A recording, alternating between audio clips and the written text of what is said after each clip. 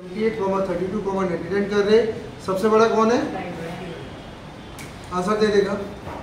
ठीक है, तो आपको यहाँ पे ध्यान रखना है। दो तरीके के मैं वैल्यू मेथड्स आपको बता रहा हूँ। एक मेथड में मैं टेबल से उठा रहा हूँ, एक मेथड में डायरेक्ट दे रहा हूँ। तो आपको ध्यान रखना, वैसे तो टेबल मेथड ज़्यादा चलता है, लेकिन अगर मान लीजिए कि आपका बॉस कह रहा है कि डायरेक्टली वैल्यू निकालो, तो डायरेक्टली आप वैल्यू निकाल सकते हैं। ठीक है, चलता लेकिन वो वाला ज़्यादा जो टेबल का हम कर रहे हैं। एक में करो फिर ड्रैग एंड ड्रॉप कर दो। हाँ, नेक्स्ट आप लिखिएगा एवरेज बराबर लिखो एवरेज फंक्शन। एवरेज का मतलब क्या है? यह औसत को निकालता है, इट फाइंड्स द एवरेज। यह औसत को निकालता है, इट फाइंड्स द एवरेज। अब एवरेज आप जानते हैं क्या होता है। ठीक है, अगर आपको औसत निकालना, आपको एवरेज निकालना है, तो एक्सेल कहता है कि मेरे पास एवरेज फंक्शन है, आप इससे काम कर सकते हो। तो इसमें करना क्या होगा आपको? सिंपल सीधा आपको जिसका भी एवरेज निकालना है, अगर टेबल में क्या निकालना है तो क्या करोगे? बराबर एवरेज ब्रैकेट खोल दो और क्या कर लो, सब सेलेक्ट कर लो, एंटर करोगे तो देखिए औसत बता रहा है 158.4 का एवरेज निकाल रहा है। फिर हम क्या करेंगे? ड्रैग एंड ड्रॉप करेंगे तो नीचे वाले का एवरेज आ जाएगा। आ रहा है? और अगर आपको यहाँ पे कहा गया कि यहाँ पे डायरेक्ट एवरेज निकालिए, तो आप बराबर एवरेज करके ब्रैकेट में जो नंबर्स आपको दिए जाते हैं सब डाल दो। जैसे हमने 52 डाल दिया, 24 डाल दिया, 35 डाल दिया, 69 डाल दिया। ठीक है, तो जब हम ये लिख के एंटर मार देंगे तो इसका औसत निकाल देगा। जब आप चला के देखेंगे तो इसका एवरेज जो निकलेगा वो आप देख लीजिएगा। ठीक है, तो ऐसा भी कर सकते हो, वैसा भी। ठीक है, एवरेज के बाद अगला फंक्शन आप लिखिएगा यहाँ पे। नेक्स्ट है आपका प्रोडक्ट फंक्शन। अगला लिखिएगा product function, PRODUCT product. Next लिखिएगा, तो प्रोडक्ट का मतलब क्या होता है? मल्टीप्लिकेशन। तो लिखना स्टार्ट करेंगे, यार नंबर्स के मल्टीप्लिकेशन को शो करता है, shows the multiplication of numbers. या नंबर्स के मल्टीप्लिकेशन को शो करता है, shows the multiplication of numbers. Multiplication of numbers. तो अगर आपको किसी नंबर्स का मल्टीप्लिकेशन करना है, कोई नंबर का गुना करना है, तो आपको ध्यान रखना एक्सेल प्रोडक्ट फंक्शन देता है और ये ज़्यादा सटीक काम करता है। एज्यूम के तौर पे मान लीजिए 45, 32 और 67 को मल्टीप्लाई करना है। आप जानते हो कैलकुलेटर के बिना ही पॉसिबल नहीं, हाथ से तो होगा ही नहीं आपसे। लेकिन एक्सेल क्या कहता है? आप यहाँ पे सीधा बराबर प्रोडक्ट डालो, ब्रैकेट खोलो, उसके बाद क्या करो? सिलेक्ट कर लो और एंटर कर दो, आ गया मल्टीप्लिकेशन। ठीक है, इसके नीचे अगर यहाँ पे हमें और भी दो नंबर्स लिखे हुए तो हम इसका मल्टीप्लाई कैसे करेंगे? सीधा ड्रैग एंड ड्रॉप करेंगे तो इसका भी मल्टीप्लिकेशन हमें आ जाएगा। ठीक है, 9 सेकेंड का मल्टीप्लिकेशन आ रहा है। और अगर आपको डायरेक्ट इनपुट देके चलाने कहा गया तो प्रोडक्ट 20,20 आप करेंगे तो आंसर क्या आ जाएगा? 400 आपका आंसर आ जाएगा। अच्छा, नॉर्मल वैल्यू भी बता सकते हैं और डायरेक्ट और टेबल में भी बता सकते हैं, चलता टेबल जाता है, क्योंकि हम लोग टेबल की वैल्यू में क्या करते हैं? सारे इनपुट्स डालते हैं। ठीक है, कोई दिक्कत है 5 फंक्शंस में? मल्टीप्लिकेशन पूरे लिखना पड़ेगा। आपको जितने नंबर्स का मल्टीप्लिकेशन करना उतना लिखो, लेकिन प्रोडक्ट नाम से लिखो के ध्यान रखो। ठीक है, नेक्स्ट 6 फंक्शन आपका लिखिएगा। 6 है आपका SQRT यानी स्क्वायर रूट, SQRT। ठीक है, मैथ्स में काफ़ी आपने किया होगा, तो लिखिएगा यह नंबर्स के स्क्वायर रूट को फाइंड करता है, finds the square root of number. यह नंबर के स्क्वायर रूट को फाइंड करता है, finds the square root of numbers. जैसे यहाँ पे हमने बराबर SQRT और 49 यहाँ पे डाल दिया और एंटर किया तो आंसर देखिए आपको 7 दिख रहा है।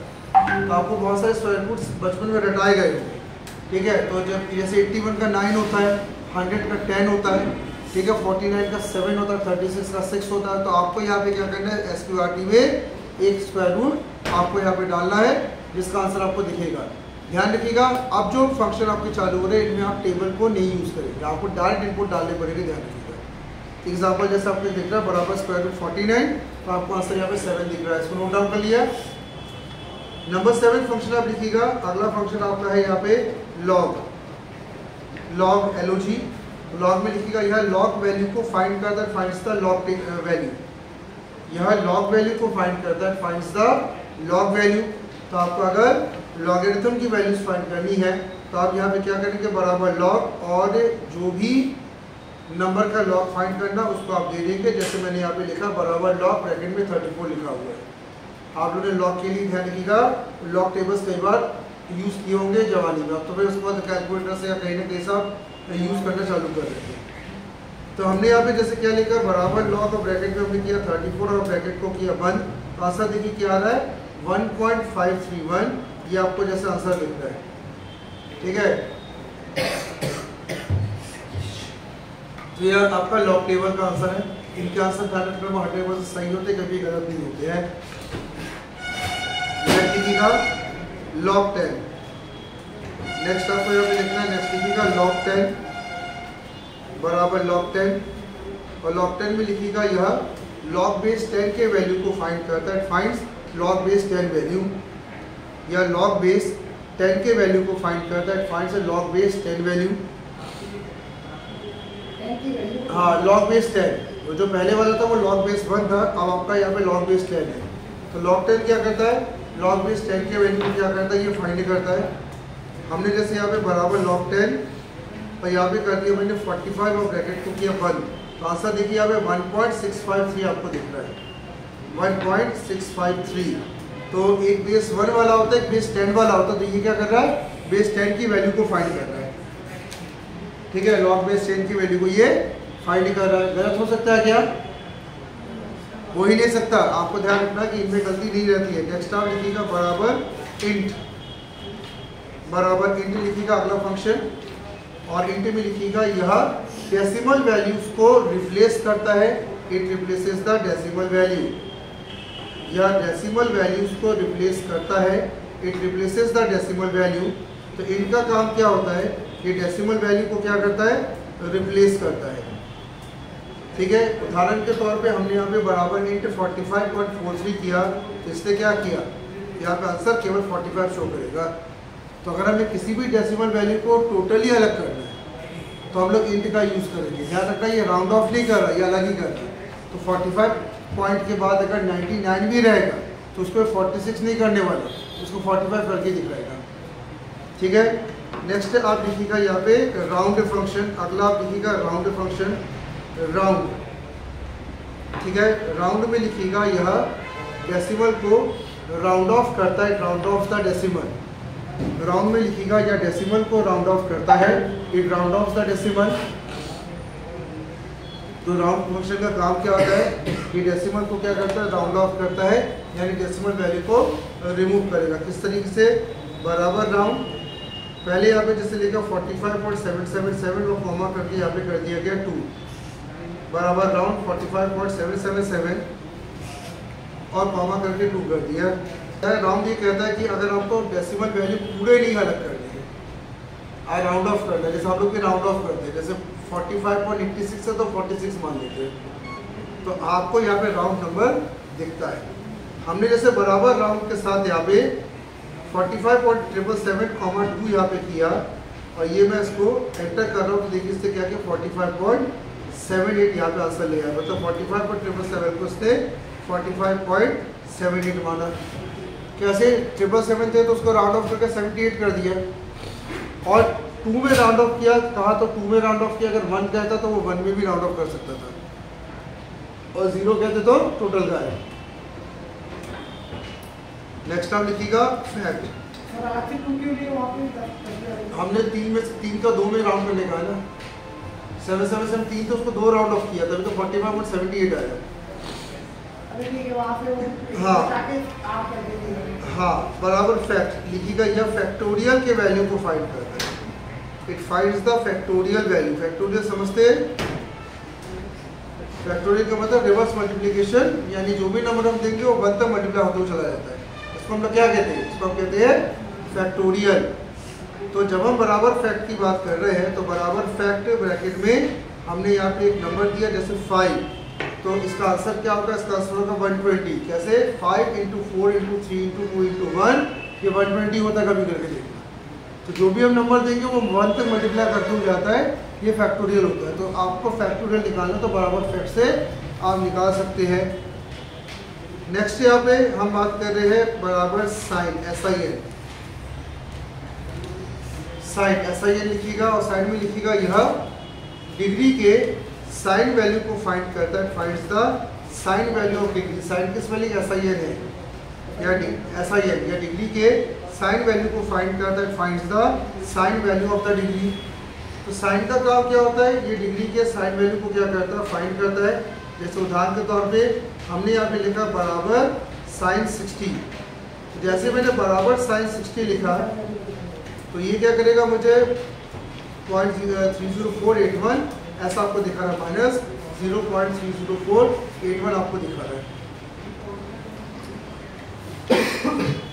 ये साइन 60 की वैल्यू। नंबर 3 यहाँ पे लिखेंगे बराबर कॉस, ठीक है, साइन कॉस और टेन, तीन ट्रिग्नोमेट्री वाली वही है। तो जैसे मुझे cos 45 की वैल्यू चाहिए तो मैंने क्या किया, cos 45 लिखा। आप लोग डेफिनेशन में वही करते हैं ना कि डिग्री की cos वैल्यू को फाइंड करता है। हमने यहाँ पे क्या किया, बराबर cos 45 किया। जैसे मैंने यहाँ पे लिखा बराबर cos ब्रैकेट में 45 किया, एंटर किया, तो ये 0.5253 ये आंसर हमें दिखा रहा है। आप लोग कैसे काउंट होता है? हाँ, cos कैसे काउंट होता है? इसके अंदर फंक्शन है, फंक्शन से काउंट कर देना है वो मैथमेटिकल फॉर्मूला। मैं भूल गया, ठीक है, कब का पढ़ा हूँ मैं, तुम लोग से बहुत पहले का पढ़ा हूँ, ठीक है, तो अब याद नहीं रहा। लेकिन आप यहाँ पे 45 दे रहे, बस ये रहता है कि आपको मैथ्स में न्यूमरेटर डिनोमिनेटर का सिस्टम दिखता है। तो यहाँ पे ध्यान रखना, न्यूमरेटर डिनोमिनेटर की जगह डेसिमल पे आपको आंसर दिख रहा है, ये दिखेगा, ठीक है। असली मैथ्स में न्यूमरेटर डिनोमिनेटर था, यहाँ पे डेसिमल दिखता है। फिर साइन कॉस के बाद नेक्स्ट आप लिखिएगा tan, ठीक है। तो tan क्या करेगा, tan की वैल्यू को फाइंड करेगा। जैसे मैंने 70 बराबर tan और यहाँ पे लिख लिया 70, ठीक है, साइन कॉस tan। तो जब आप tan 70 करेंगे तो tan 70 देखिए कितना निकालता है, ये मैं देखता हूँ, बराबर tan और 70 लिख के मैंने एंटर किया, ये 1.221 आंसर मुझे दे रहा है। 1.221 ये आंसर क्या कर रहा है, ये हमें शो कर रहा है, ठीक है। तो ऐसा एग्जाम्पल लिख भी लेंगे, बराबर tan 70 1.221 ये आपका आंसर यहाँ पे दिख रहा है। अभी तक जो फंक्शन के कोई समस्या, ठीक है। नेक्स्ट अब लिखिएगा यहाँ पे पावर, POWER पावर लिखिएगा। पावर लिखिएगा, यहाँ दिए गए नंबर्स के पावर को फाइंड करता है, finds the powers of given numbers. या दिए गए नंबर्स के पावर को फाइंड करता है, finds the power of given number. Power आप समझते हैं किसी भी नंबर का जो पावर ऐसे दिखता है, जैसे 6 का पावर 2, 7 का पावर 3, ऐसा दिखता है आपको। तो जो भी नंबर आप देते हो उसका पावर फाइंड करना है। तो करना क्या है, यहाँ पे बराबर पावर, पहले आप नंबर दो फिर उसका पावर निकालो। जैसे मैंने 6 का पावर 2 बोला तो क्या लिखो, 6,2 कर दो। 7 का पावर अगर मैंने 5 बोला तो आप क्या करेंगे, 7,5 करके एंटर मारेंगे और आंसर आपको नीचे दिखेगा। तो 6 के पावर 2 का आंसर है 36, जो आपको नीचे दिख रहा है। तो इसको ऐसे लिख भी लो, बराबर पावर 6,2 और नीचे क्या दिख रहा है, 36 आपको दिख रहा है, ठीक है।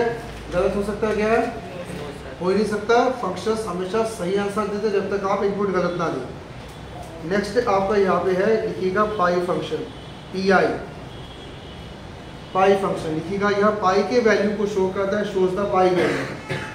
यह पाई के वैल्यू को शो करता है, शोज द पाई वैल्यू। और पाई वैल्यू आपको क्या होता है, 3.14।